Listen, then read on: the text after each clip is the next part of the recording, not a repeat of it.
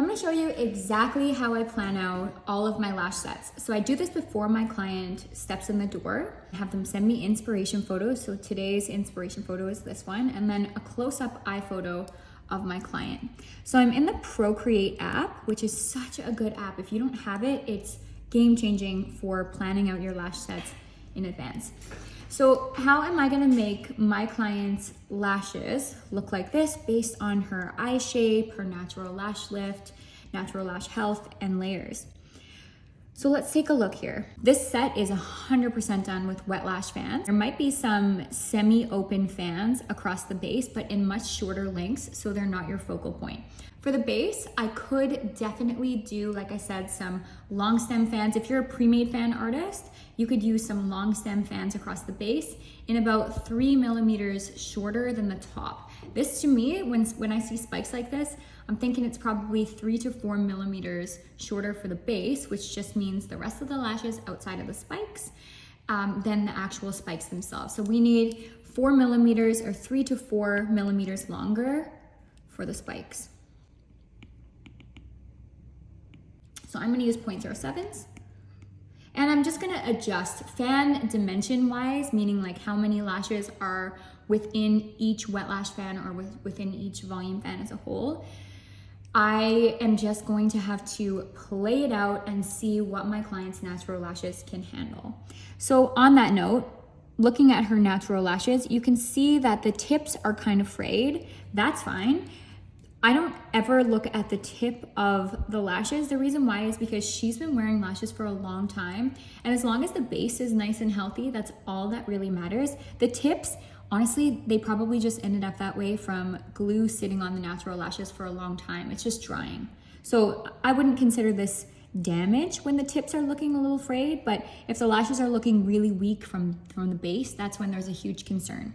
So dimension wise, I know that she can probably handle anywhere from 2 to 6 or 7 D.07s. I never go above 60 in 0.07s, but I know that she could probably handle that for at least most of the lashes.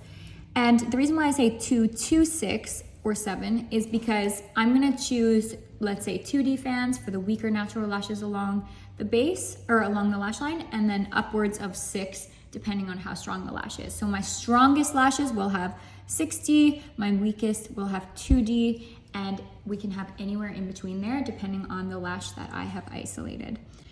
Okay, so now let's look at curls. So for this client, for this lash set, the curls are quite lifted. Now, I need to decide, are lifted curls going to suit this client? So what I do to decide which curls are gonna suit is, first thing I look at is the eye fold here, the eye crease.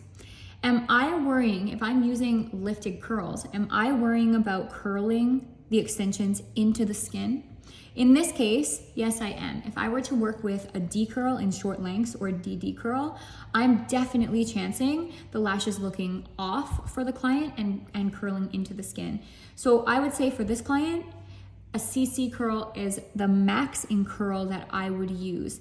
Why? Because her lashes are already quite lifted, so we're not needing a lot of additional lift. I only work with D curl or DD curl when clients have downturned natural lashes and need additional lift. But a CC curl is going to give optimal lift without actually curling into the client's skin. So that's really, really important. So I'm going to use a CC curl.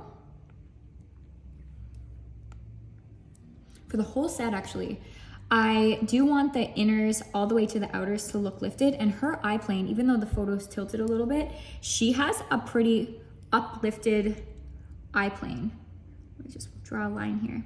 So when I do my line across, and again, the photo, I've turned the photo down this way, but her eye plane is already on a bit of an upward angle, so that's huge, that's great.